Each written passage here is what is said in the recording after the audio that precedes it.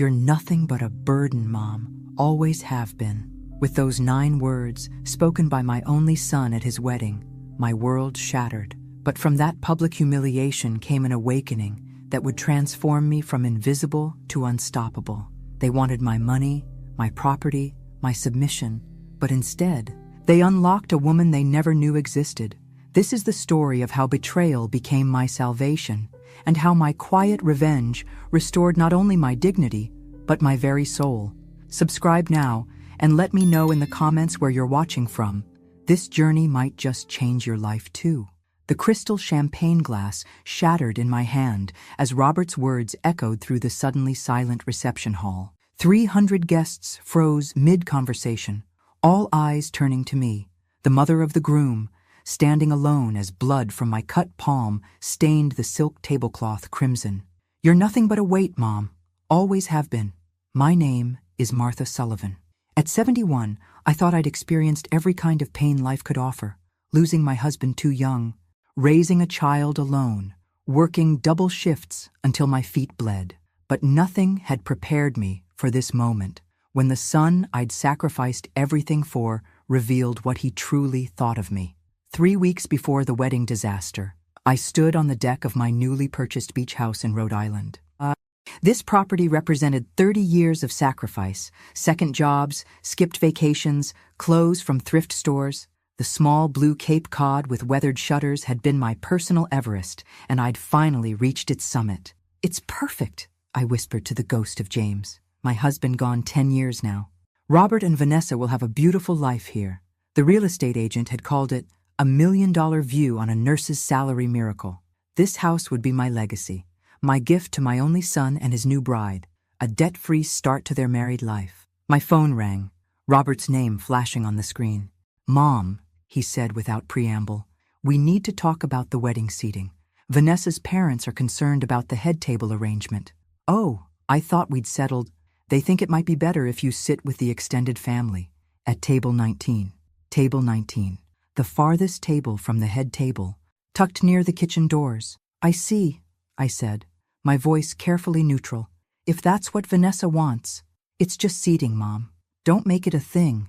Oh, and about your dress. Vanessa's mother thought the blue might clash with the wedding colors in photos. Could you maybe wear something more neutral?" The blue dress I'd splurged on.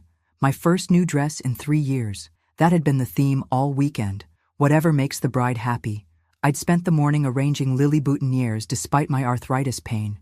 No complaining. Not today. Not on Robert's special day. "Mom, can you not hover?" "Vanessa's family has hired professionals for everything," Robert had said, with an edge I pretended not to hear. Now at the reception, I sat at my reassigned table in the far corner, thinking about that beach house, my gift to Robert and Vanessa. I'd worked extra shifts for decades to give my son something special to start his married life. When I finally approached the head table, Robert was on his 4th glass of champagne. "Robert, honey," I said softly, "I wanted to share a little Sullivan family tradition. Your father always said—" "Mom," his interruption was sharp enough to turn heads. "Can you just not? Not everything has to be about Dad or some ancient family tradition. I just thought you'd make this about you."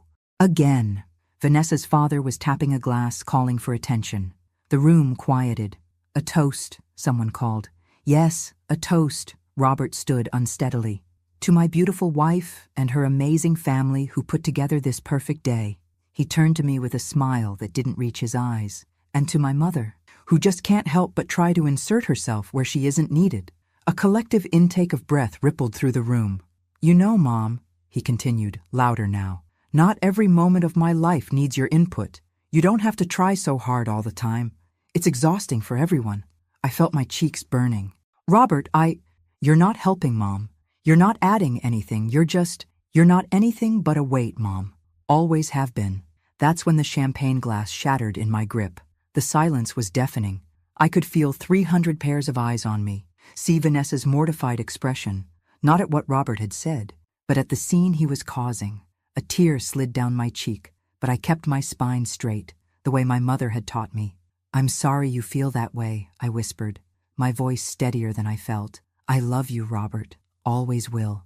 Then I smiled, the kind of smile women of my generation perfected, the one that hides earthquakes beneath its surface. I nodded politely to Vanessa's parents, turned and walked steadily toward the exit, past tables of wide-eyed guests, past the life I thought I knew. Outside, I looked up at the stars, wondering how many times I could rebuild my life from scratch. First when James died, leaving me with a 3-year-old, and now this new knowledge that the center of my world saw me as nothing but a burden, a weight. If only he knew just how light I could become. The morning after Robert's wedding, I returned to my modest 2-bedroom home in Hartford.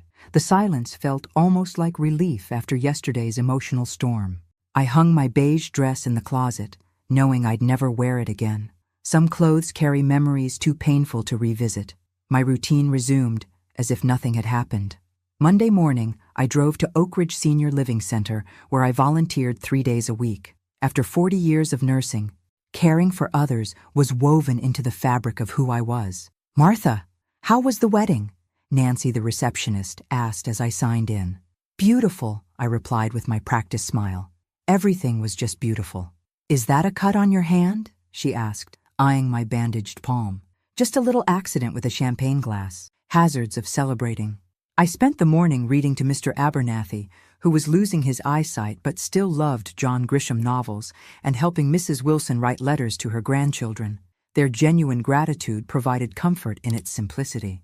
When I returned home, the answering machine was blinking. My heart leapt. Perhaps Robert was calling to apologize. I pressed play. "Mom, it's me." His voice sounded strained. "Vanessa and I have been talking, and with the honeymoon and then settling into the new place, we won't be able to make Thanksgiving this year. I know you were planning something, but it's just not going to work. Sorry." The message ended abruptly. No mention of the wedding incident, no acknowledgement of the hurt, and now Thanksgiving, the 3rd family holiday in a row they'd canceled. I sat at my kitchen table staring at the phone. The silence of my home suddenly felt less like peace and more like abandonment. The doorbell rang, startling me. Ellen Henderson from next door stood there, holding a casserole dish. "Tom and I are having a little dinner tonight. Nothing fancy, just some friends. We'd love if you'd join us." For a moment, I considered it. The Hendersons had been kind neighbors for years. But Robert's words echoed. "You're not anything but a weight." "That's very sweet, Ellen, but I'm quite tired from the wedding weekend," I said. "Another time?" After she left, I wandered into my home office where I kept the family albums. I pulled one from the shelf, Robert's childhood years. There he was at 7, missing his front teeth in his school picture. And at 10, proudly holding the science fair trophy I'd helped him earn, staying up late for weeks after my hospital shifts. There were photos from every school play. I'd never missed one, even driving through snowstorms to be there.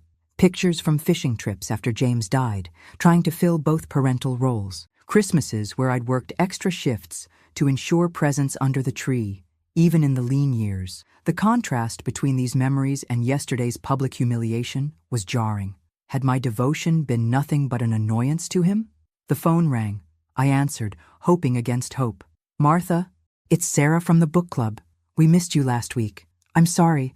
I had wedding preparations," I said. "Of course. How was it?" "Lovely," I lied. Everything was lovely.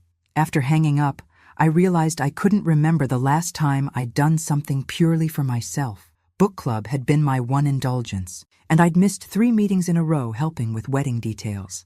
I walked to my bedroom mirror. When had those lines appeared around my eyes?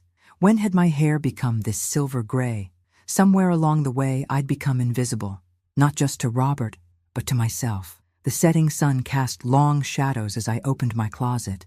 Pushed to the back was a box of James's things I'd never been able to part with.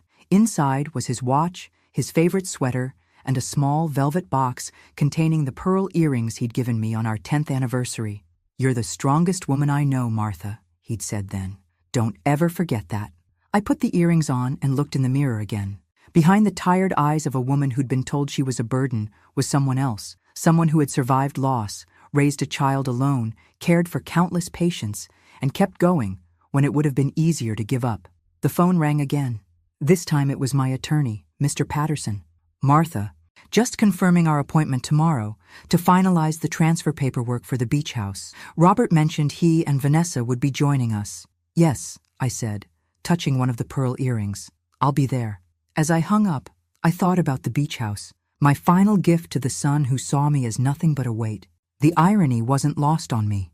I'd spent my entire life lifting others up, only to be told I was dragging them down. Tomorrow, I would sign away the culmination of decades of sacrifice. And then what? Continue to shrink myself, making my existence as unobtrusive as possible? The bedroom grew darker as night fell, but I made no move to turn on the lights. In the shadows, a thought began taking shape, small at first, then growing bolder. What if this wasn't the end of my story, but the beginning?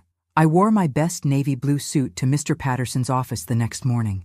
It was outdated, purchased for James's funeral 10 years ago, but it still fit. And somehow its formality gave me strength. I'd carefully bandaged my cut palm and applied enough makeup to hide evidence of another sleepless night. The law offices of Patterson and Associates occupied the third floor of one of Hartford's older buildings, all polished wood and brass fixtures. Mr. Patterson had handled our family's modest legal matters for 30 years. He'd drawn up James's will, helped with Robert's college loan paperwork, and now he would transfer ownership of my beach house, my life savings in real estate form, to my son.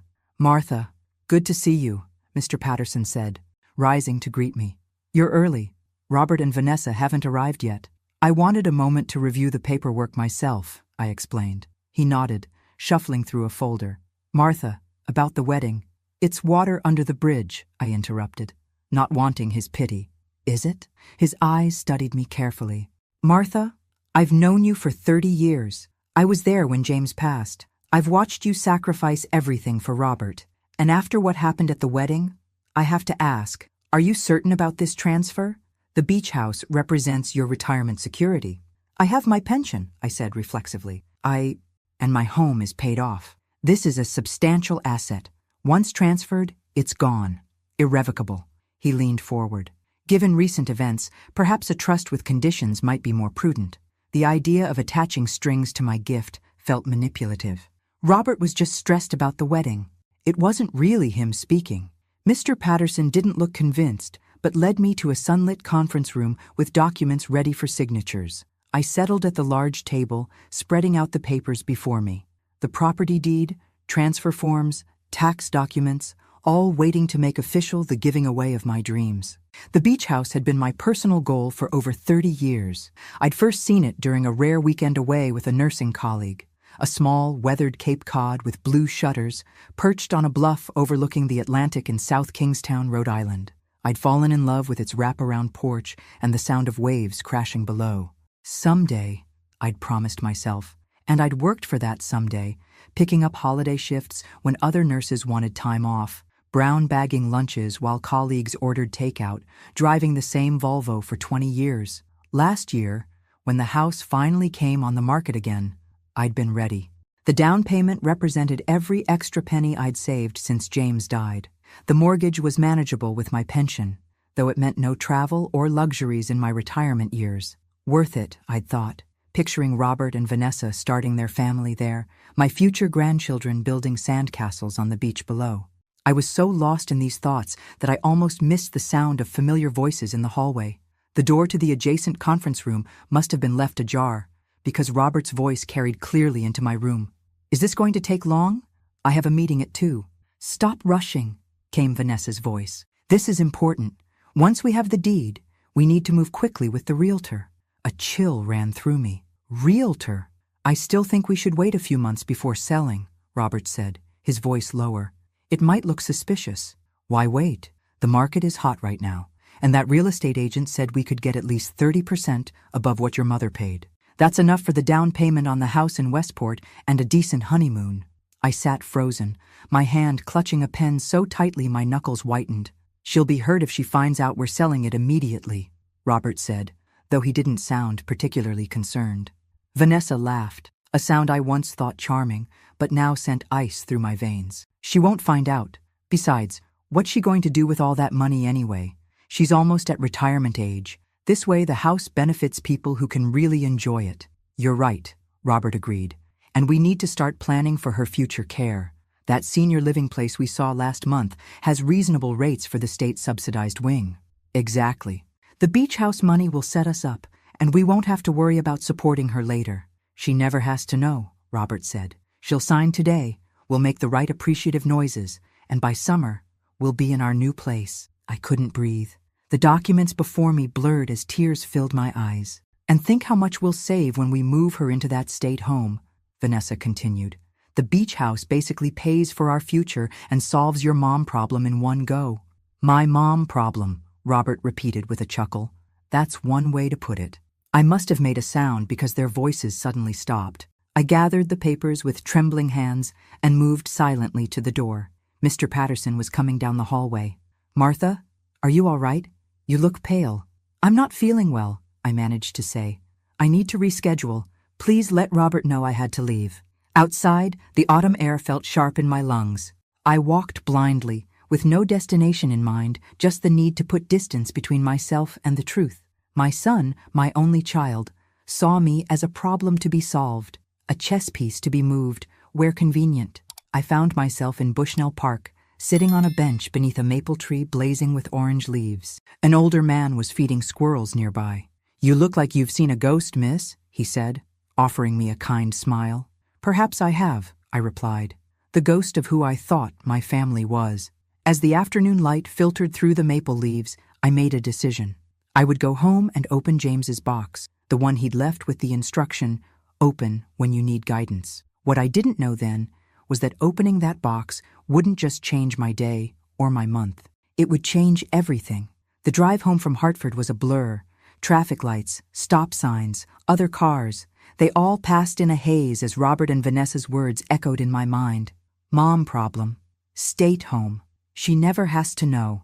My house looked different when I pulled into the driveway.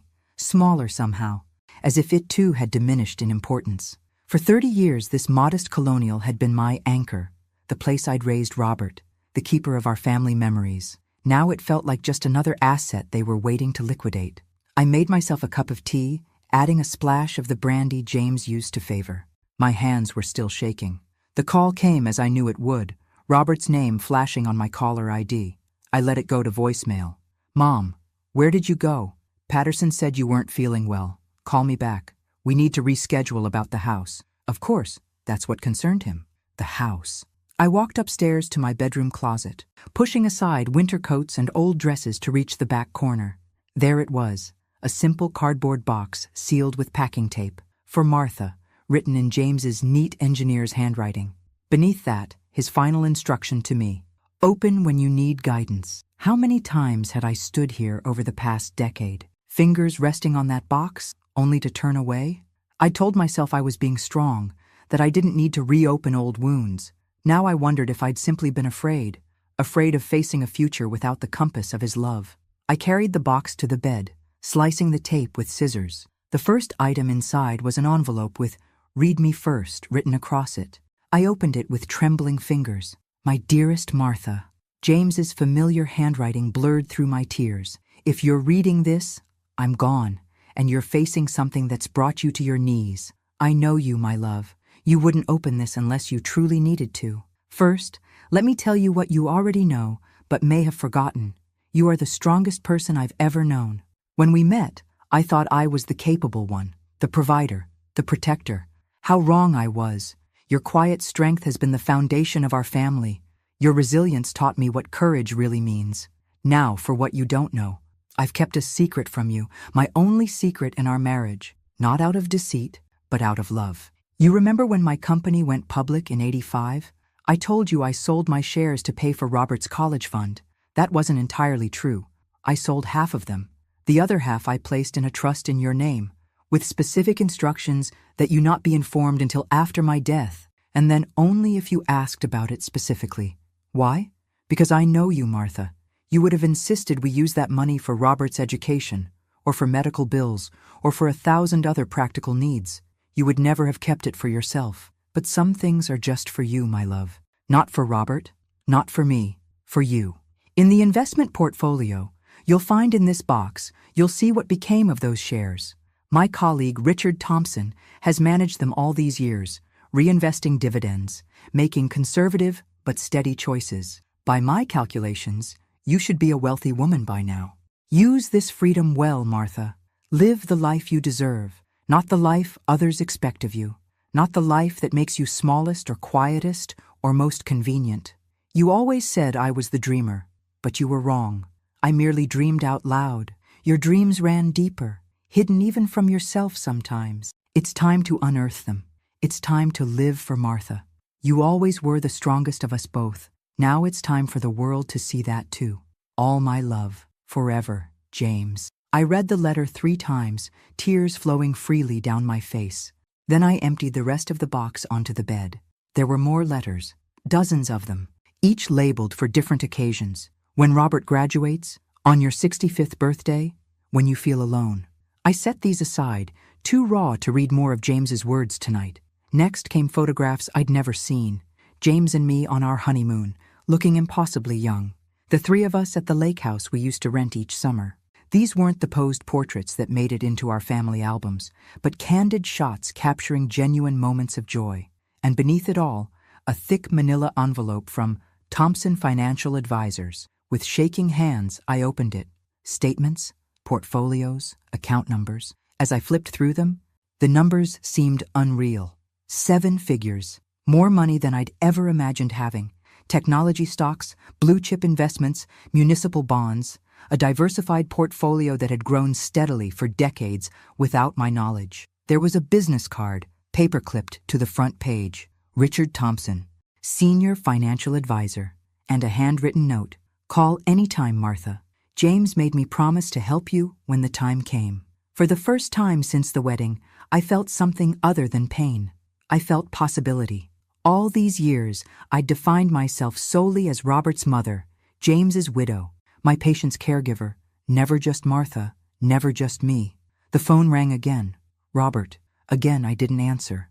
Instead, I picked up another envelope from the box, this one labeled simply, "When Everything Changes." Inside was a photograph of James and me, standing on a beach at sunset. I was laughing, my head thrown back, while James looked at me with such love, it made my heart ache anew.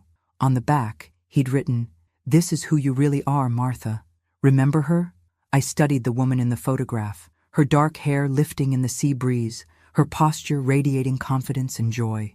There was no hint of the self-effacing, invisible woman I'd become.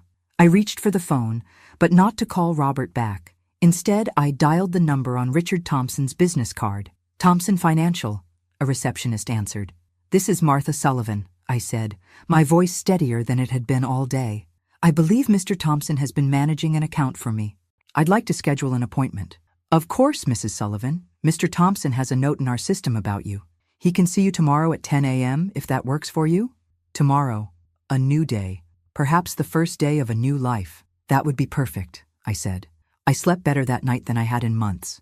Despite the earthquake that had shattered my understanding of my relationship with Robert, I felt strangely calm. When dawn broke, I was already awake, watching pink and gold light paint my bedroom ceiling. My first call that morning wasn't to Robert, though he'd left 3 more messages, each progressively more agitated about rescheduling the house situation. Instead, I called Mr. Patterson. "Martha, I was concerned about you," he said. "Are you feeling better?" "Much better, thank you," I replied. "I need to cancel the property transfer, permanently." A pause. "I see. May I ask what prompted this decision?" I considered how much to share. Let's just say I overheard a conversation that made me reconsider whether this gift would be appreciated in the spirit it was intended. "Well, as nothing has been signed, that's easily done. Would you like me to inform Robert, or will you handle that?" "I'll handle Robert," I said, surprising myself with my newfound assertiveness. "But I'd like to schedule another appointment to discuss estate planning from a different angle." "Of course. And Martha, I'm glad you're looking out for yourself." After that call, I dressed with unusual care for my meeting with Richard Thompson, choosing a tailored pantsuit I'd purchased years ago for a nursing conference, but rarely worn since. In the mirror, I hardly recognized myself. Without the slumped shoulders and apologetic posture I'd unconsciously adopted, I looked formidable. Thompson Financial occupied the top floor of one of Hartford's newer glass towers. The receptionist led me to a corner office with sweeping views of the Connecticut River. Richard Thompson rose to greet me, a tall man in his 60s with silver hair and kind eyes that crinkled at the corners. "Martha Sullivan, after all these years, it's an honor to finally meet you. James spoke of you constantly. I wish I could say the same, I replied with a small smile. But it seems my husband kept quite a few secrets from me. Only one, really, Richard said, gesturing for me to sit. And he felt terrible about it. But he was adamant this money be preserved for your future. Not Robert's education, not his medical bills, not any of the emergencies he knew you'd prioritize over yourself. He opened a leather portfolio on his desk. As of yesterday's market close, your portfolio is valued at $4.2 million. The number knocked the breath from me. That can't be right. James's initial investment was substantial, and I've been rather conservative in managing it. Over 30 years, even moderate returns compound impressively. He slid the portfolio across to me. Everything is here. Every transaction, every dividend, every growth projection. All this time, I whispered. I've been working double shifts, pinching pennies, while sitting on a small fortune, Richard finished. James knew you would. That's why he structured it this way. He wanted you to live your life as you naturally would, then have this revelation when the time was right. But how did he know when the time would be right? Richard's smile was gentle. He didn't. That's why he left it to you to open the box when you needed guidance. He trusted your instincts. I spent the next 2 hours with Richard, learning about my new financial reality. By the time I left his office, I had a clear understanding of my assets, a plan for restructuring some investments, and something I hadn't had in a very long time: options. My next stop was Mr. Patterson's law office, where I surprised him by asking for a referral. You're one of the best attorneys I know, I explained, but I think I need someone specialized in family estate management, someone who can help me navigate a complicated situation. He didn't seem offended. In fact, he looked almost relieved. I know exactly the right person. Eleanor Winters. She's a shark in a designer suit, specializes in protecting family assets, especially in contentious situations. Perfect, I said. Would you mind calling her for me? 2 days later, I sat across from Eleanor Winters in her downtown office. A woman in her 50s with a sleek gray bob and piercing blue eyes. She took notes as I explained my situation: the beach house, Robert's betrayal, my newfound financial independence. So to be clear, she said when I finished, you want to completely restructure your estate plan with specific protections in place. Yes, I want to maintain control of all my assets, including the beach house. I want to ensure I'm never dependent on my son's goodwill for my care. And I want to leave a legacy that reflects my values, not just handing everything to Robert unconditionally. She nodded approvingly. Many parents in your position would cave to guilt, even after such a betrayal. It's refreshing to see someone standing up for themselves. 2 weeks later, I received a troubling call from Catherine, the realtor who had handled my beach house purchase. Mrs. Sullivan, there's been an incident at your South Kingstown property. The security company found the back door open this morning. Nothing appears to be stolen, but some drawers were searched. I drove to Rhode Island immediately. The police had already gone, leaving only a report. When I checked the office, I discovered what was missing: the drawer containing all the original property documents. On my drive back, I stopped at a gas station and spotted Robert's BMW at the pump next to mine. He was arguing with Vanessa inside the car. I ducked into the store, watching through the window. The desperation written across their faces was clear. This was more than greed. It was panic. I called Eleanor from the parking lot. I need to understand better what's happening in my son's financial life. The next day, her investigator's report revealed an alarming story: underwater mortgages, substantial personal loans, maxed credit cards. Robert and Vanessa weren't just eager for the beach house. They were desperate. They've staked everything on getting that property, Eleanor explained. They've made financial commitments based on money they don't have. I was torn between anger at their manipulation and concern for my son. I called Richard Thompson. Richard, I need a favor. I want to create a trust fund with very specific conditions. With protective measures in place, I could now focus on my own transformation, not just in response to Robert's betrayal, but for the woman I wanted to become. On the 10th day, after what I'd come to think of as my awakening, I realized I needed more than legal and financial restructuring. I needed to rebuild myself. I found Dr. Chen through Eleanor's recommendation, a therapist who specialized in helping women reclaim their identities. When she asked what brought me to her office, I told her everything. It sounds like you're at a crossroads, she observed. After decades of defining yourself through your roles, mother, widow, caregiver, you're being asked to define yourself for yourself. I don't know if I remember how, I admitted. That's what we'll work on, she said. Not just processing the betrayal, but helping you rediscover who Martha Sullivan is when she's not sacrificing herself for others. I left that first session feeling both exhausted and exhilarated. On the drive home, I found myself following signs to the beach, ending up near my South Kingstown property. Standing there with the wind in my hair and salt on my lips, I felt something crystallize within me. No more diminishing, no more apologizing for existing, no more being a weight. It was time for Martha Sullivan to rise. 3 months can change everything, or nothing at all. In my case, it was definitely the former. February arrived with a snowstorm that blanketed Hartford in 8 inches of pristine white. From my living room window, I watched neighborhood children building snowmen, their laughter carrying through the frosted glass. 3 months ago, I might have spent the day baking cookies for them.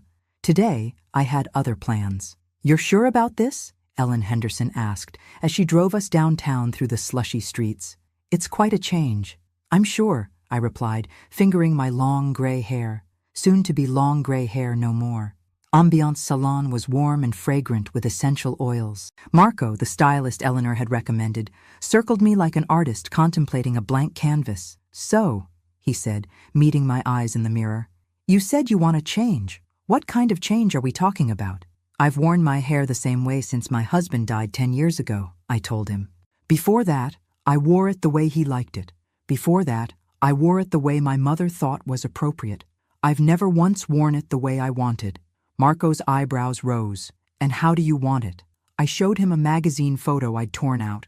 A stylish silver bob with side-swept bangs, shorter in the back, angled toward the face. Modern, confident, nothing like the conservative style I'd worn for decades. "Can you do something like this?" His face lit up. "Honey, I can do better than that. I'm going to make you look amazing." 2 hours later, I emerged, transformed. The woman in the mirror looked 10 years younger and infinitely more self-possessed. My cheekbones were suddenly prominent, my eyes larger, my jawline defined.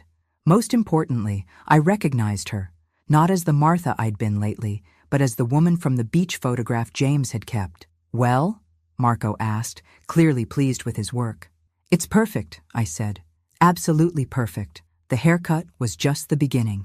Over the next few weeks, I continued my transformation, inside and out. With guidance from a personal shopper at Nordstrom's, I discarded my shapeless, practical wardrobe in favor of well-tailored pieces that actually fit my body. Colors replaced the beiges and navies I'd hidden behind. A makeup consultant taught me simple techniques that enhanced rather than concealed.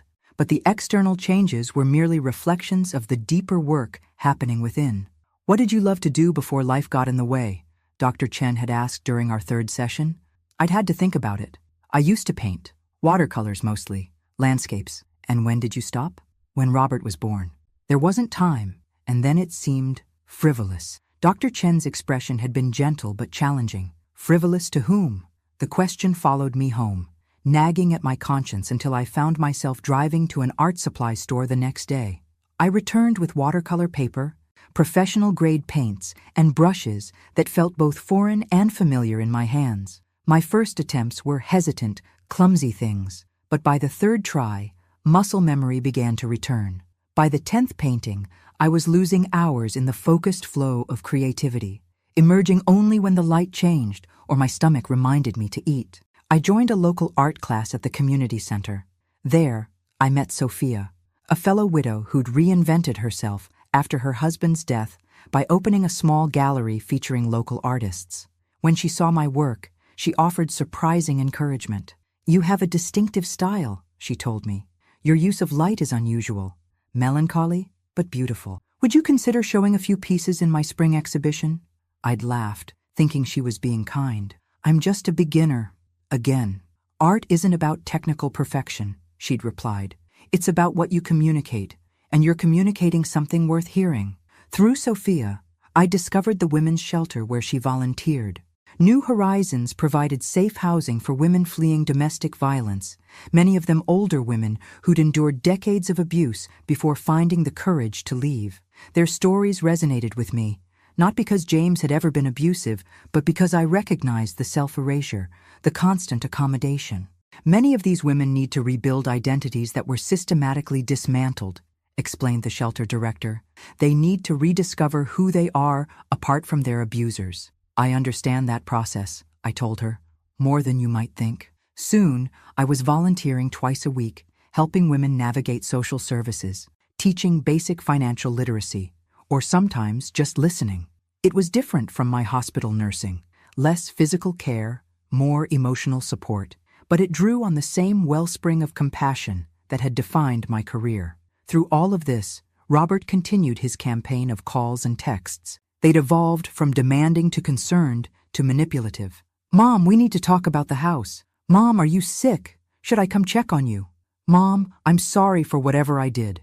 Please just call me." And finally, the nuclear option. "Mom, I'm worried about your mental state. Maybe we should look into having someone check on you regularly." That last message had sent me straight to Eleanor's office. "He's laying groundwork," she'd warned, "suggesting you're not competent. It's a common tactic when adult children want control of assets." So I'd finally answered one of his calls, keeping it brief and composed. "I'm perfectly fine, Robert. I've been busy with new projects and commitments, and I've decided to keep the beach house for now. It's not up for discussion. But Mom, my decision is final. I'll be in touch when I'm ready to talk further." One afternoon, my doorbell rang unexpectedly. I opened it to find Vanessa standing alone on my porch, something unprecedented. "May I come in?" she asked, looking uncharacteristically uncertain without her usual designer outfit and perfect makeup. Over coffee, she revealed a side of herself I'd never seen. "I grew up with nothing," she told me. Literally nothing. My mother was a waitress raising 3 kids alone after my father left. I remember eating macaroni with ketchup for weeks because it was all we could afford. Robert had never mentioned this aspect of her background. "I promised myself I'd never be poor again," she continued. The beach house wasn't just greed, it was security. For someone who grew up like I did, tangible assets mean you'll never have to choose between paying rent or buying food. I wasn't absolving her actions, but for the first time, I saw beyond the perfectly polished daughter-in-law who had built a facade as careful as my own. "Robert's in trouble, Martha. Financial troubles, yes, but beyond that too. He's lost, between the man his father was and the man he thought he needed to be." After she left, I called Eleanor and made some adjustments to the trust fund I'd created. Not to give in, but to acknowledge the full humanity behind the conflict, theirs and mine. Through Eleanor, I also arranged to list the beach house discreetly with Catherine. If I decided to sell, it would be on my terms, to buyers who would appreciate it.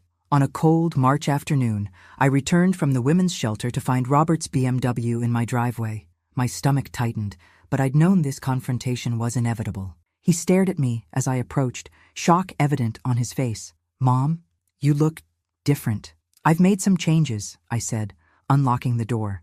He followed me inside, taking in other changes: the easel by the window, the colorful throw pillows, the absence of the aging family photos that had cluttered every surface. "What's going on?" he asked. "First you cancel the house transfer, then you practically disappear. Now you've—" He gestured vaguely at all of me. "Done this makeover thing." I handed him a mug of coffee. "Not just a makeover, Robert. A reclamation." "A what?" "I'm reclaiming my life, my identity. The person I was before, I became simply Robert's mother." He frowned. "Is this because of what I said at the wedding? I told you I was drunk, stressed?" "It's because of many things," I interrupted. "That was just the catalyst that helped me see clearly." "See what clearly?" "That I deserve more than to be your afterthought," I said quietly.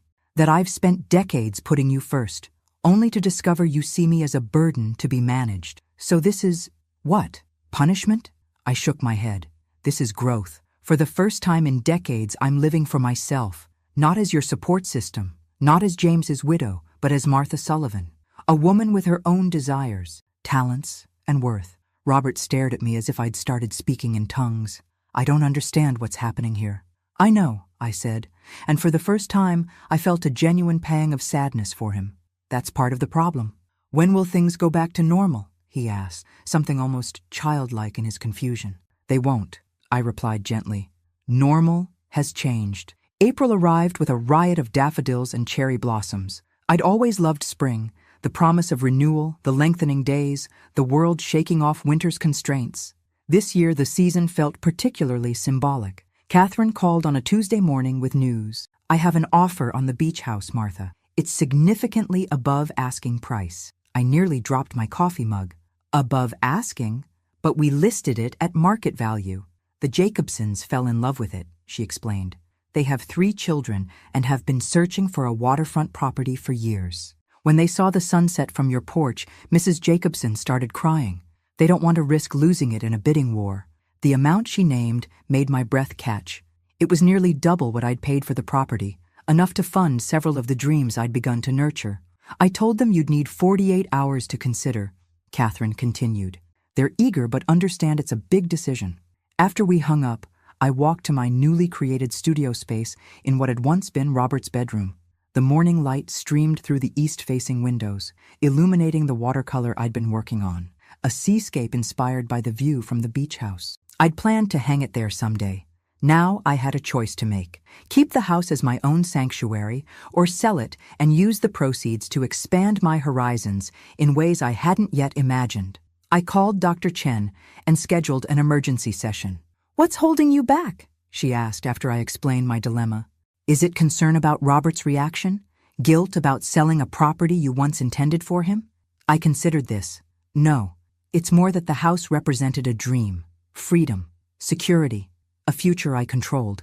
And now I have those things already, I realized. The house was a symbol of the life I wanted, but I'm already building that life. Maybe the house can serve a different purpose now. That evening, I called Catherine and accepted the Jacobsons' offer. On one condition, I added. I want to meet them before we close. I want to know the family who'll be making memories there. 2 days later, I met the Jacobsons for coffee. David was a professor of marine biology. Sarah ran a children's bookstore. Their children, ages 10, 8, and 6, had made me cards with crayon drawings of what they planned to do at their beach. The youngest had drawn a mermaid that looked suspiciously like me, complete with silver hair. "We can't thank you enough for accepting our offer," Sarah said. "This house means everything to us. Take care of it," I told them. "Fill it with laughter and love. That's all I ask." As I drove home, I felt lighter than I had in years. The house had served its purpose, not as Robert's inheritance, but as the key to my independence. The following weekend, I attended my regular volunteer shift at New Horizons. Usually I worked with the residents directly, but today Sophia had asked me to join a planning meeting for their expansion project. "We've outgrown our current space," she explained as we gathered in the small conference room. "Too many women need our services, especially older women who've spent decades in controlling relationships." 6 of us sat around the table: Sophia, the shelter director, 2 board members, a city grant coordinator, and me. "The problem is funding," the director explained. "We've identified a perfect property, a former small hotel that could be converted to provide twice our current capacity, plus dedicated spaces for counseling, job training, and children's services. But we're millions short." "How short?" I asked. The grant coordinator named a figure that made everyone at the table sigh. "Unless we find a major donor in the next 30 days, we'll lose our option on the property," Sophia added. "It's so frustrating to be this close." I felt something stir inside me, a purpose taking shape, a path becoming clear. "What if you had a donor?" I asked quietly. All eyes turned to me. "Do you know someone who might be interested?" the director asked hopefully. "Yes," I replied. "Me." The silence that followed was broken by Sophia's incredulous laugh. "Martha, that's very sweet, but we're talking about serious money here." "I know exactly what we're talking about," I said calmly. "I've recently sold a property for a substantial profit. I've been looking for the right investment for those funds." "We couldn't possibly ask you to," the director began. "You're not asking," I interrupted. "I'm offering, but I'd like to propose something specific. Instead of just a shelter, what if we created a foundation focused on women over 50 who need to rebuild their lives? Women with decades of wisdom and capability who just need resources and support to reclaim their independence?" The spark in their eyes told me they understood immediately.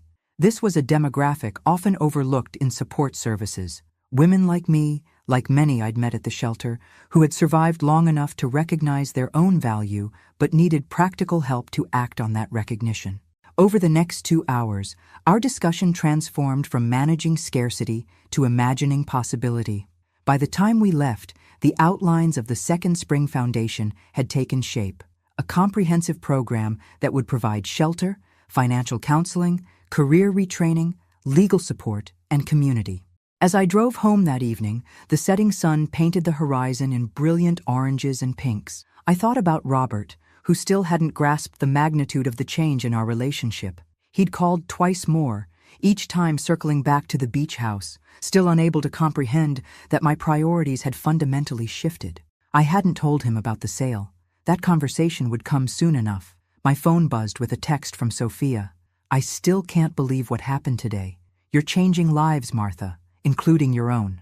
I smiled as I pulled into my driveway. After decades of making myself small to accommodate others, I had finally given myself permission to live largely. Richard had helped me establish a solid plan for the beach house proceeds, part for the foundation, part for my own security and future care, and a portion set aside in a special trust for Robert with specific conditions that Eleanor had helped craft. The irony wasn't lost on me. Only by refusing to be diminished had I discovered how much I had to give. The aroma of roasting turkey filled my house as I arranged a centerpiece of autumn flowers and miniature pumpkins. Thanksgiving had always been my favorite holiday, a celebration of gratitude without the commercial pressures of Christmas. But this year felt different, charged with an energy that was both exciting and nerve-wracking. For the first time in 3 years, Robert and Vanessa were actually coming. Their acceptance of my invitation had surprised me, but not as much as their sudden availability after years of being too busy to make the trip. "They've realized the beach house sale is real," Eleanor had said with a knowing smile when I told her. "They want to assess the situation, see if they can salvage anything from their plans." The doorbell rang precisely at 4 o'clock. Robert was nothing if not punctual, a trait he'd inherited from James. I smoothed my burgundy cashmere dress, checked my reflection once more, and opened the door with a genuine smile. "Happy Thanksgiving," I said, welcoming them inside. Robert's double-take was subtle but unmistakable. In the 7 months since his last visit, my transformation had continued. The confidence I'd found internally now radiated outward. "Mom," he said, awkwardly leaning in for a hug, "you look, well." Vanessa hung back, her smile tight as she handed me a bottle of wine. "Your home looks different." "I've made some changes," I replied, accepting the bottle. "Come in, the others should be arriving shortly." Robert froze halfway through removing his coat. "Others? I thought this was just a family dinner." "I've expanded my definition of family," I explained, hanging their coats in the closet. "The Hendersons are coming? My neighbors? You've met them before? And Sophia from the foundation and Mr. Patterson. A few other friends." Robert and Vanessa exchanged a look I pretended not to notice. This wasn't the intimate setting they'd expected, one that would allow them to corner me about financial matters. "Why don't you relax in the living room while I finish up in the kitchen?" I suggested. "There's wine open on the coffee table." As they moved toward the living room, I heard Vanessa's whispered, "She redecorated everything. Even your father's chair is gone." The familiar leather recliner had indeed been replaced by a pair of elegant armchairs that better suited the room's new aesthetic. I'd donated James's chair to a veteran's home where I knew it would be appreciated, after carefully preserving a few items with sentimental value. The rest I'd released, making space for my evolving life. The doorbell rang again, heralding the arrival of the Hendersons, followed quickly by Sophia and her partner Helen. Mr. Patterson arrived with a homemade pecan pie, and 2 of my new friends from the art class completed our gathering. Dinner was a lively affair. Around my expanded dining table, conversation flowed easily. Sophia shared updates about the foundation, which had already helped 7 women transition to independent living situations. Tom Henderson described his recent retirement and new passion for birdwatching. Helen, a retired literature professor, debated the merits of various mystery novelists with Mr. Patterson. Through it all, Robert and Vanessa sat like visitors from another planet, struggling to find their footing in this unfamiliar version of their mother's life. Several times, Robert attempted to steer the conversation toward the beach house. "I drove by the property in South Kingstown last month," he mentioned casually during a lull. "Looked like there was some activity there." "The new owners are doing some renovations," I replied easily, passing the cranberry sauce. "The Jacobsons, lovely family with 3 children. They've already sent me photos of their oldest learning to surf." The color drained from Robert's face. "New owners? You sold it?" "In April," I confirmed. "They fell in love with it immediately." Sophia, would you pass the rolls, please? As conversation resumed around us, I could feel Robert's stunned silence like a physical presence. Vanessa's hand closed over his wrist, her fingernails digging visibly into his skin. Later, as guests helped clear dishes between dinner and dessert, I overheard Robert and Vanessa in heated whispers from the guest bathroom, their voices carrying through the old heating vent into the kitchen. She sold it. She actually sold it. Robert's voice was tight with disbelief. After all that talk about it being our inheritance, our future, something's going on with her, Vanessa replied. Have you seen how she's dressing? The furniture? These friends suddenly everywhere? She's having some kind of breakdown or midlife crisis. She's 71. That's hardly midlife. Whatever it is, we need to figure it out. The house money has to be somewhere. We need that money, Robert. I know, Robert hissed. But look at her. She's not the same person. She used to be manageable.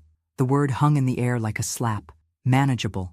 Is that how my son had seen me all these years? Not as a person with my own desires and agency, but as something to be managed. We need to get her alone, Vanessa continued. This crowd wasn't an accident. She's avoiding a real conversation about the money. The following morning, I took my usual early walk through the park near my home. The air was crisp, the grass still frosted. As I rounded the lake, I spotted Robert sitting alone on a bench, staring at the water with reddened eyes. Robert? I approached cautiously. He turned, startled. Mom, what are you doing here? Morning walk. And you? He shrugged. Couldn't sleep at the hotel.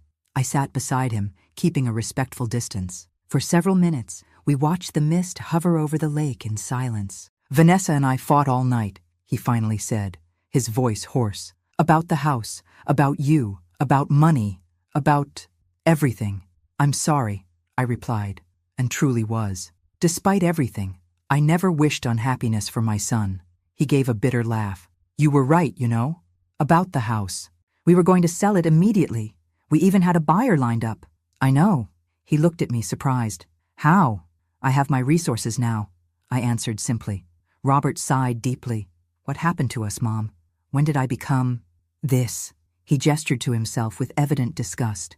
We're in trouble, he said abruptly. Financial? Serious? I thought as much. Loans, mortgages.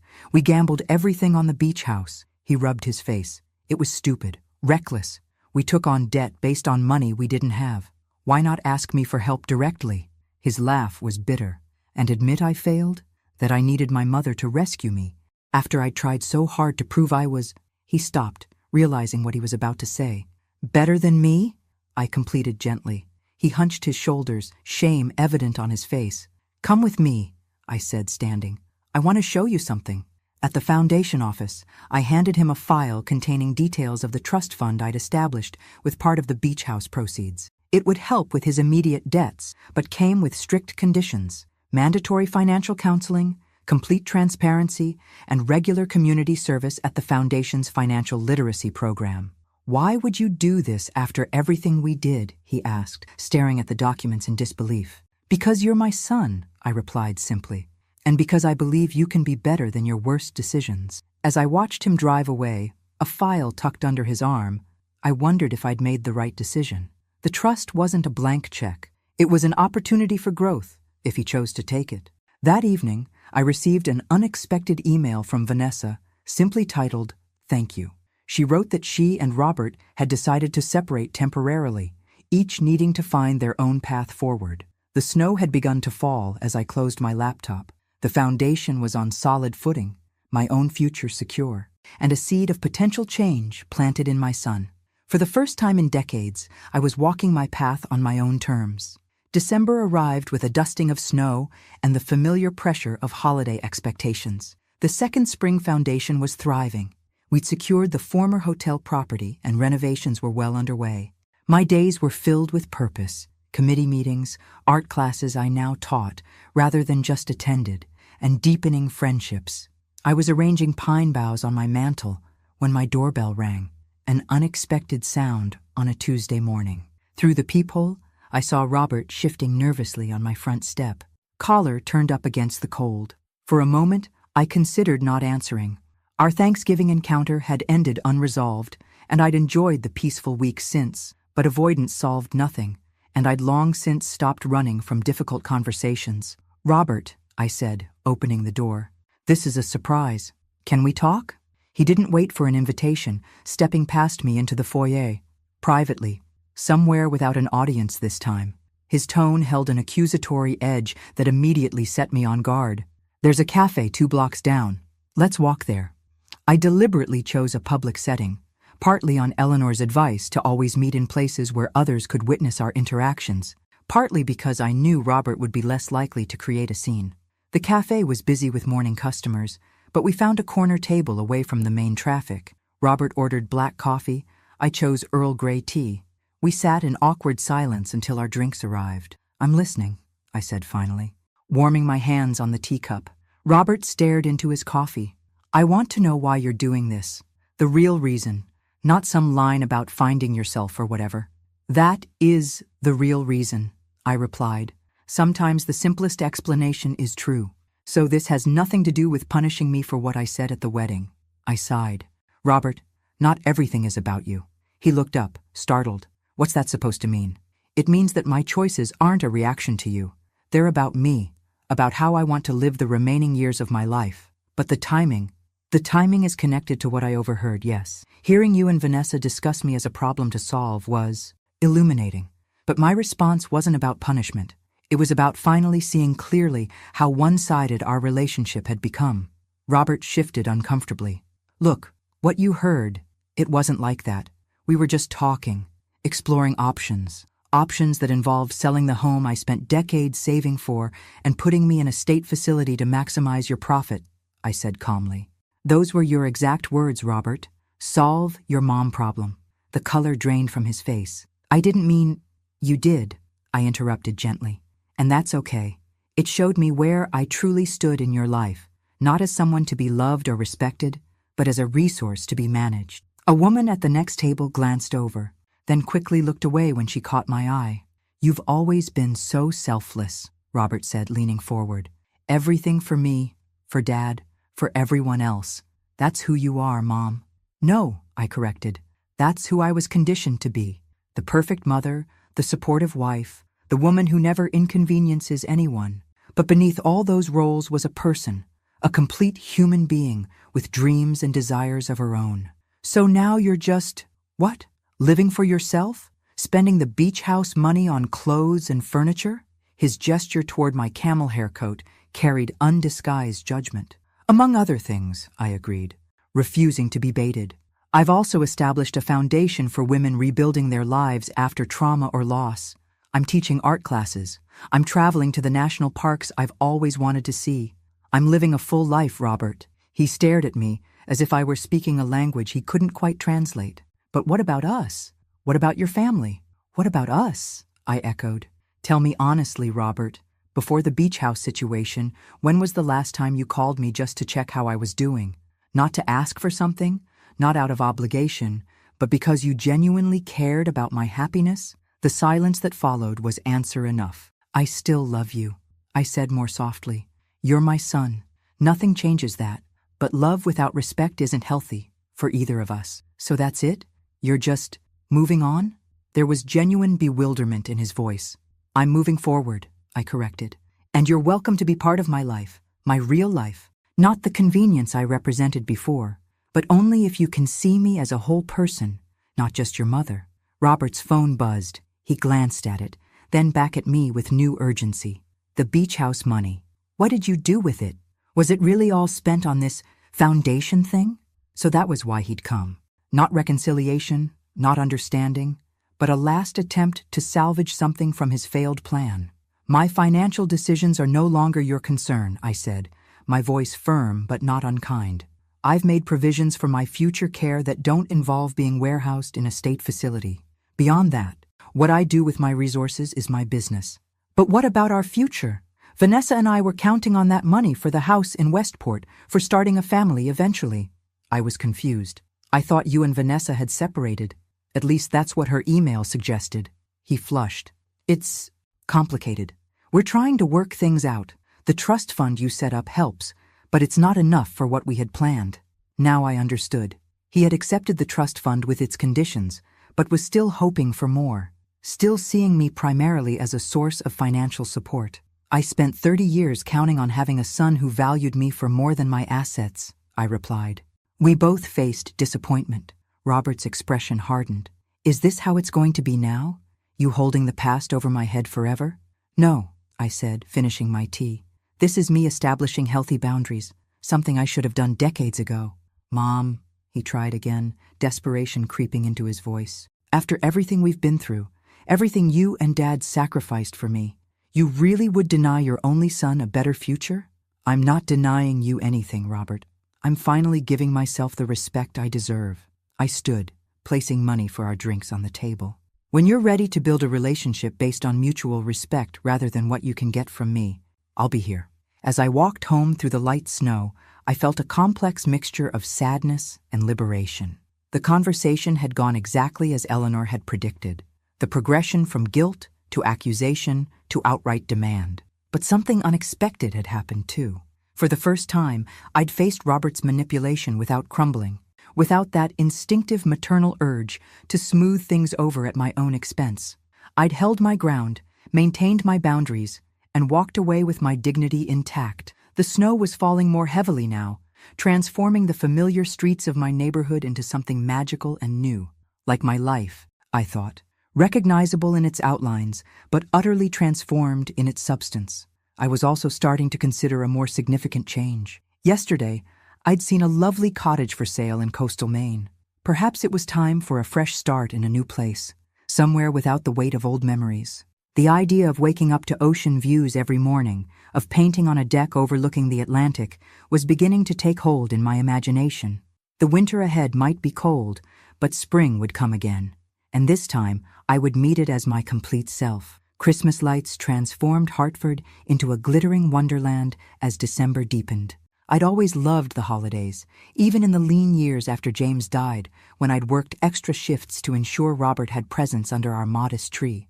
This year, I was experiencing the season with new eyes, not as an orchestrator of others' joy, but as an active participant in my own. The Second Spring Foundation's holiday fundraising gala was scheduled for Christmas Eve at the Hartford Hilton. As the founding donor, I'd been deeply involved in the planning, determined to make our first major public event both meaningful and successful. The ticket sales have exceeded our expectations, Sophia told me as we finalized arrangements.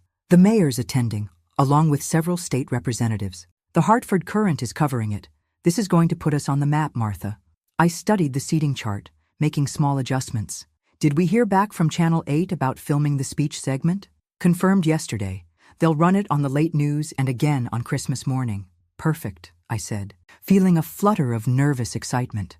While I'd grown more comfortable speaking at our board meetings and donor luncheons, this would be my first time addressing hundreds of people, and potentially thousands more via television. Are you ready for your moment in the spotlight? Sophia asked, seeming to read my thoughts. I think so, I replied. The story needs to be told. The invitation list had been carefully curated. Community leaders, potential donors, and supporters of women's initiatives throughout Connecticut. I hadn't included Robert and Vanessa, assuming they'd be spending Christmas Eve with her family as they had the previous 2 years. So I was stunned when, 3 days before the event, my doorbell rang and I found them on my doorstep. We need to talk, Robert said without preamble. About Christmas. I invited them in, noting Vanessa's designer coat and the new diamond studs in her ears. Clearly their financial situation wasn't quite as desperate as Robert had implied during our cafe conversation. We've decided to accept your invitation to the gala, Vanessa announced, settling onto my sofa as if granting me a favor. What invitation? I asked, genuinely confused. For your foundation thing on Christmas Eve, Robert clarified. At the Hilton. I hadn't sent them an invitation. In fact, I deliberately avoided mentioning the event during our last conversation. How did you hear about it? I asked carefully. Dad's old friend Richard Thompson mentioned it, Robert replied. We ran into him at the club yesterday. He seemed surprised we weren't involved with your project. Richard, of course. He'd been so supportive of my transformation, but he still saw Robert as James's son, the natural continuation of his friend's legacy. James and Richard had been colleagues for 30 years, and Richard had watched Robert grow up. He wouldn't have understood the complexity of our current relationship. It's a fundraiser, I said neutrally. for the foundation's new building renovation. And apparently, half of Hartford's elite will be there, Vanessa added. The perfect opportunity to make amends, don't you think? The calculation in her eyes was unmistakable. This wasn't about reconciliation. This was about appearances, networking, making connections with the wealthy and influential people who would be attending. I'm not sure it's the right setting for a family reunion, I said cautiously. Mom! Robert leaned forward, his expression earnest in a way I recognized from countless childhood negotiations. I've been thinking about our talk at the cafe. You're right, I haven't been as attentive as I should have been. Let us come to your event. Let me support this new chapter in your life. I studied my son's face, looking for sincerity beneath the performance. There was something there, perhaps not the full recognition I'd hoped for, but a glimmer of understanding that things had changed irrevocably between us. All right, I said finally. I'll have 2 tickets left at the registration table. It starts at 7. After they left, I called Eleanor immediately. They're coming to make nice, she surmised after I explained the situation. Classic approach when direct confrontation fails. They'll be on their best behavior, present a united front with you publicly, then leverage that renewed connection later. Should I have refused? No, she said thoughtfully. Let them come. Just be prepared for what happens after, the inevitable ask, whatever form it takes. The night of the gala arrived, clear and cold, with stars crisp against the winter sky. I wore a gown of deep emerald silk, a color I'd never have chosen in my previous life, but that now felt perfectly right against my silver hair and the simple pearl pendant James had given me on our 25th anniversary. The Hilton's grand ballroom had been transformed with elegant decorations in the foundation's colors of silver and sage. Photos of our first 7 graduates, women who'd successfully transitioned to independent living with our help, were displayed alongside architectural renderings of the new facility. I circulated through the growing crowd, greeting guests, accepting congratulations, introducing our board members. Out of the corner of my eye, I spotted Robert and Vanessa arriving, both impeccably dressed and immediately scanning the room to identify the most important attendees. Your son made it, Sophia murmured, appearing at my elbow. Yes, I replied, though I'm not entirely sure why. Well, you look stunning, she said, squeezing my arm reassuringly. Remember that when you get up to speak. An hour later, after dinner had been served and the live auction conducted, the program director announced me as the keynote speaker. As I made my way to the podium, I caught sight of Robert and Vanessa at their table near the front, watching me with expressions I couldn't quite read. The television cameras positioned discreetly at the back of the room recorded as I adjusted the microphone. Good evening, I began, my voice steadier than I'd expected. My name is Martha Sullivan, and at 71, I'm embarking on the most meaningful adventure of my life. The room quieted, hundreds of eyes focused on me. We call our foundation Second Spring because we believe it's never too late to bloom again, even after the harshest winter. Many women reach my age having spent decades putting others first, their children, their spouses, their parents, their communities. They've shaped their identities around service and sacrifice, often at the expense of their own dreams. I paused, letting my gaze sweep across the room. There's nobility in that sacrifice, but there's also danger, the danger of becoming invisible, even to yourself, the danger of allowing others to define your worth based solely on what you can provide them, the danger of becoming, in someone else's words, nothing but a weight. From the corner of my eye, I saw Robert stiffen. Vanessa placed a restraining hand on his arm.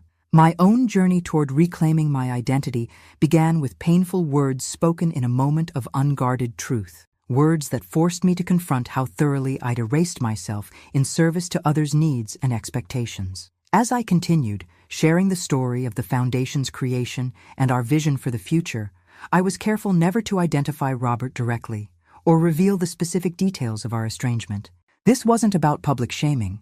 It was about transforming personal pain into communal purpose. Each woman who comes to us has a unique story, I concluded, but they share a common challenge, learning to value themselves after years of being devalued.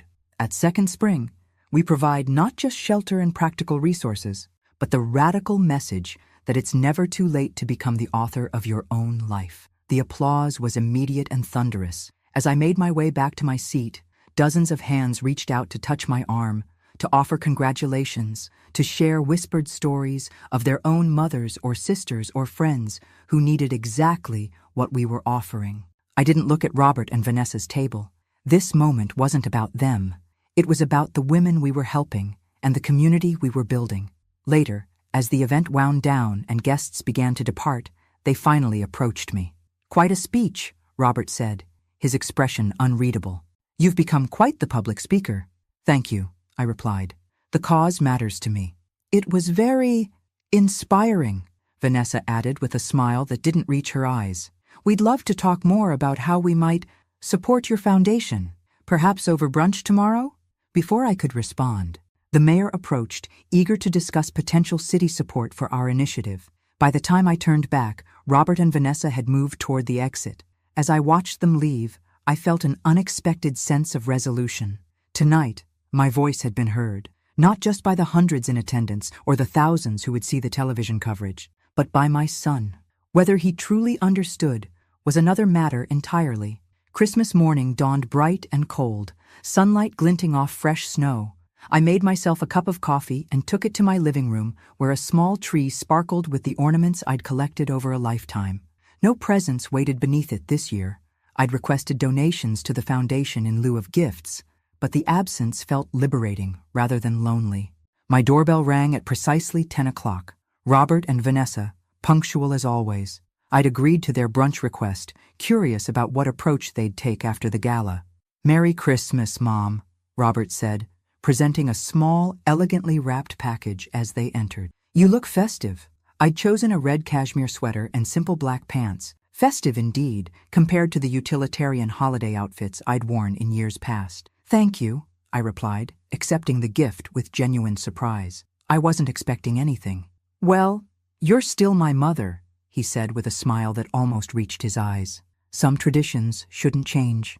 I invited them into the dining room, where I'd prepared a simple spread of quiche, fruit salad, and cranberry muffins. The table was set with my good china, not because I was trying to impress them, but because I'd decided months ago to stop saving my beautiful things for special occasions that never came. "Your speech last night was quite impressive," Vanessa commented as she served herself. "Everyone was talking about it. The foundation seems to be gaining real momentum." "Yes," I agreed. "We've helped 23 women in just 6 months, and the new facility will triple our capacity." "It's quite an accomplishment," Robert said, studying me with newfound curiosity. "Dad would be proud." The mention of James caught me off guard. "I think he would," I agreed softly. We ate in relative harmony, discussing neutral topics: the unseasonably cold weather, a mutual acquaintance's new grandchild, the film they'd seen the previous week. It was the kind of polite conversation we might have had at any point in the past decade. Pleasant, but ultimately hollow. As I cleared the plates for coffee, Robert cleared his throat. "Mom, about last night, seeing you on that stage, hearing everyone's response to your work, it made me realize how much I've underestimated you." I paused, genuinely surprised by what sounded like authentic recognition. "All these years," he continued, "I've thought of you in one way, as my mother. I never really saw you as a whole person with your own dreams and capabilities. That's a common pattern in parent-child relationships," I said carefully, pouring coffee into my grandmother's delicate cups. "We get locked into roles that can be hard to transcend." "Well, I want to transcend them," Robert said with sudden intensity. "I want us to have a new relationship, a better one. Last night showed me what's possible for you, for us." Vanessa nodded encouragingly. "We've been doing a lot of thinking since our last conversation, about respect and boundaries and everything you talked about." Their sincerity seemed genuine, yet something felt rehearsed about this sudden awakening. I sipped my coffee, giving myself time to consider their words. "I appreciate that," I said finally. "A healthier relationship would mean a lot to me." "Great," Robert said, exchanging a quick glance with Vanessa. "Because we have an idea we wanted to run by you, a way to support your foundation while also strengthening our family bonds." There it was, the inevitable ask Eleanor had predicted. "I'm listening," I said. "Vanessa and I think the foundation would benefit from having a family presence on the board," Robert explained. "Someone who shares your values but brings different skills to the table. I could help with the financial planning, investment strategy, that sort of thing. And I could handle media relations, public communications, Vanessa added eagerly. Last night's coverage was good, but with my PR background, we could really elevate the foundation's profile. I studied their expectant faces, recognizing the strategy at work. Unable to access my resources directly, they were now attempting to position themselves within the structure I'd created, where they'd have influence, connections, and eventually, control. It's an interesting suggestion, I said neutrally. The board does make all financial decisions for the foundation. Their expressions brightened at what they perceived as an opening. The thing is, I continued, our bylaws require board members to demonstrate a history of commitment to women's issues and a personal understanding of our mission. It's not just about professional skills. Well, I'm your son, Robert said, as if that credential spoke for itself, and Vanessa and I are both committed to supporting your vision. Since when? The question slipped out before I could soften it. Robert blinked. What? Since when have either of you demonstrated commitment to women's empowerment or financial independence? What personal connection do you have to our mission of helping women reclaim their identities after years of erasure? The silence that followed was heavy with unspoken realities. Neither of them had shown the slightest interest in these issues until they'd realized the beach house money had been channeled in this direction. Perhaps we could start by volunteering, Vanessa suggested, recovering first. Learn more about the day-to-day work before considering board positions. It was a reasonable pivot, and in another context I might have embraced it. But the calculation behind their sudden interest was too transparent to ignore. I think that's a conversation for another time, I said gently. Today is Christmas. Why don't we just enjoy being together without agenda? Robert's jaw tightened almost imperceptibly, but he nodded. Of course, you're right. We moved to safer topics for the remainder of their visit, but the easy rapport of brunch had evaporated. When they rose to leave an hour later, there was a stiffness in Robert's demeanor that spoke of thwarted expectation. At the door, I handed him a small box wrapped in simple silver paper. Merry Christmas, Robert. You didn't have to, he began, then stopped himself, accepting the gift with a puzzled smile. Open it now, I suggested. I'd like to see your reaction. He unwrapped it carefully, revealing an old velvet jeweler's box. Inside lay a faded photograph, Robert at about 7 years old, sitting on James's shoulders at the beach, both of them laughing in the summer sun. I'd found it among James's papers in the box I'd opened so many months ago. Turn it over, I said quietly. On the back, in James's neat handwriting, family is never a burden, it's a blessing. Robert and Dad, Cape Cod, 1999. Robert stared at the inscription, color rising in his cheeks.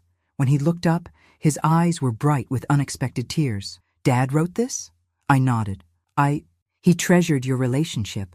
So did I. For the first time in our difficult year, I saw a crack in Robert's carefully maintained facade, a glimpse of genuine emotion rather than strategic manipulation.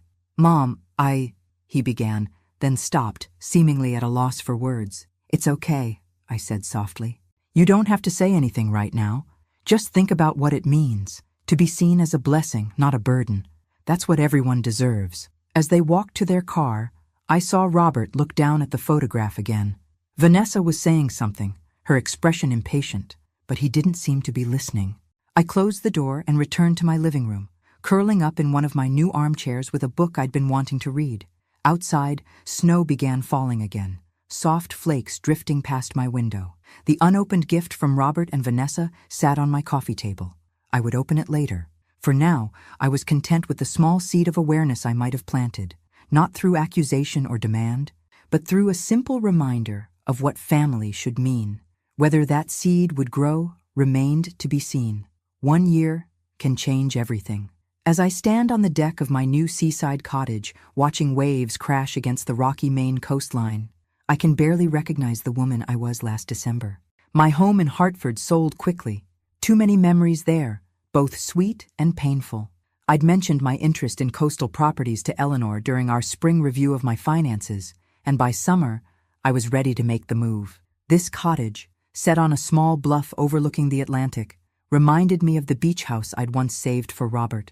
But this one was truly mine, chosen for me, by me, with no one else's preferences to consider. The Second Spring Foundation has flourished beyond my wildest expectations. The renovated facility opened in June, already operating at capacity with a waiting list. We've expanded our programs to include job training, financial education, and legal advocacy. Most rewarding are the success stories, women who arrived broken and defeated now thriving in new chapters of their lives. My painting has progressed too. 3 of my seascapes sold at a local gallery exhibition last month. Not for much, but enough to validate this rekindled passion.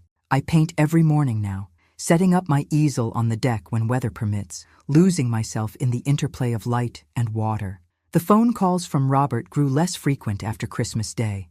Our conversation had shaken him more than I expected, but not enough to prompt real change. Vanessa's influence remained strong, and their financial pressures, much of their own making, continued to drive their interactions with me. By February, they'd stopped calling altogether. I heard through mutual acquaintances that Robert had taken a higher-paying position with longer hours, and that they'd scaled back their house search to something more realistic. They'd tried to access more of the trust fund I'd established, but Eleanor had held firm on the conditions. Life had simply moved on. Until today. The rental car crunched on the gravel driveway as I was finishing my afternoon tea. I recognized Robert immediately, thinner than when I'd last seen him, with new lines around his eyes that spoke of difficult months. "Mom," he said simply when I opened the door. "Robert," I replied, equally simple. "This is a surprise." He glanced past me, taking in the cozy interior of my new home. "You moved 6 months ago," I confirmed. "Would you like to come in? Or we could talk on the deck. The view is spectacular." He chose the deck, following me through the house with curious eyes. I'd furnished this place differently. Warm colors, comfortable pieces, artwork from local artists mixed with my own creations. Nothing like the traditional decor he'd grown up with. "How did you find me?" I asked as we settled into Adirondack chairs facing the ocean. "Eleanor Winters," he admitted. "I went to her office after the Hartford house sold with no forwarding address. She wouldn't give me your information directly, but said she'd pass along a message if I had one worth sending." A wry smile crossed his face. "Apparently, she's quite protective of you." "She's a good friend," I agreed, "and a good lawyer." We sat in silence for a moment, watching seagulls wheel over the water. "Vanessa and I divorced," he said finally. "It was finalized last month." I turned to study his face, seeing both strain and relief in his expression. "I'm sorry." "Don't be," he replied with surprising candor. "It was long overdue. After Christmas, things changed between us. I started seeing patterns I hadn't noticed before, how she encouraged my worst instincts, how her respect for me was tied to what I could provide." He shook his head. "Sound familiar?" I nodded, allowing him the realization without commentary. "I kept looking at that photograph you gave me," he continued. "Dad's words on the back. It made me remember things I'd forgotten, how he used to talk about you, the respect in his voice, how different that was from how I'd come to see you." The wind shifted, bringing with it the tang of salt and seaweed. I pulled my sweater closer around my shoulders. "I've been in therapy," Robert said, surprising me again. "Learning about patterns, about how children can unconsciously devalue the parent who sacrifices most for them, about how entitlement distorts relationships." "That sounds like valuable work," I said carefully, not wanting to derail whatever process had brought him here. "It is," he agreed, "but it's also painful as hell." He turned to face me directly. "I treated you terribly, Mom. Not just at the wedding or in that conversation you overheard, but for years before that, taking your support for granted, expecting your life to revolve around mine, seeing your love as an obligation rather than a gift." The directness of his self-assessment caught me off guard. This wasn't the rehearsed apology I'd half expected, but something rawer and more authentic. "The foundation," he continued, "the women you help. That speech you gave last Christmas Eve, it all made me realize how little I knew you, the real you, not just my mother, how little I'd bothered to learn." "We all have our blind spots," I offered, feeling a softening I hadn't anticipated. "Some bigger than others," he said with a self-deprecating smile. Then he reached for the leather messenger bag he'd brought with him, withdrawing what appeared to be a book. "I brought you something. Not as atonement. There's not really a gift that could serve that purpose. But as a beginning, maybe." He handed me a slim volume, cloth-bound in blue linen. The title, embossed in silver on the cover, made my breath catch. "The Weight of Words." "You wrote this?" I asked, opening it to find it was indeed a children's book, beautifully illustrated with watercolors reminiscent of my own style. "It's being published next spring," he said, a hint of pride breaking through his solemnity. "It's about a young fox who doesn't realize the power of his words until he hurts his mother with thoughtless cruelty. About how he learns that words can wound deeper than teeth or claws, but they can also heal when used with love and truth." I turned the pages slowly, absorbing the gentle illustrations and the simple but profound message woven through them. On the dedication page, he'd written, "For my mother, who taught me the weight of words and the strength of grace." Tears pricked at my eyes, not the familiar tears of hurt or disappointment, but something more complex and healing. "It's beautiful, Robert," I said honestly. "Truly beautiful. I've been working at a youth center in Hartford," he explained, "teaching writing to kids from difficult backgrounds, helping them find their voices. It doesn't pay what I used to make, but it matters in a way my old job never did." "Is that why you came? To show me the book?" He shook his head. "I came to see you, to start rebuilding if you're willing. Not to what we were before. That wasn't healthy for either of us. But to something new, something better." The sun was beginning its descent toward the horizon, painting the water in shades of gold and amber. In that moment, I thought of James and what he would make of this scene. His wife and son, separated by pain, but perhaps finding their way back to each other through hard-earned wisdom. "Would you like to stay for dinner?" I asked. "Nothing fancy, just soup and bread and honest conversation." "I'd like that very much," Robert replied. As we walked along the shore afterward, the tide coming in and erasing our footprints behind us, Robert asked about my painting, my friends, my new life. For perhaps the first time, he listened without agenda, genuinely curious about who I'd become. "Are you happy, Mom?" he asked as twilight settled over the water. I considered the question carefully. "I am," I said finally, "not in the uncomplicated way of youth, but in the deeper way that comes from living authentically, even when it's difficult, from knowing my own worth isn't dependent on anyone else's assessment. I'd like to learn that," he admitted, "to be more like you." "You'll find your own way," I assured him. "We all do, eventually." When he left the next morning, promising to call soon, I didn't know if this fragile reconnection would blossom or wither. Relationships damaged by years of imbalance aren't easily repaired, and trust, once broken, rebuilds itself in careful increments, not dramatic gestures. But standing on my deck as his car disappeared down the coastal road, I felt a sense of peace that had nothing to do with Robert's visit and everything to do with my own journey. Whatever happened between us, reconciliation, polite distance, or something in between, I was whole in myself, complete. I turned toward my easel, where a half-finished painting waited, a sunrise over stormy seas, light breaking through clouds. It needed work, balance, the right interplay of shadow and illumination. Like life itself, some people spend their entire existence carrying the weight of others' expectations, I thought as I lifted my brush. I had finally learned to carry only what brought me joy. The weight of words had nearly crushed me once. Now they had become the bridge to a new understanding of myself, of my son, of the complex, imperfect beauty of human connection.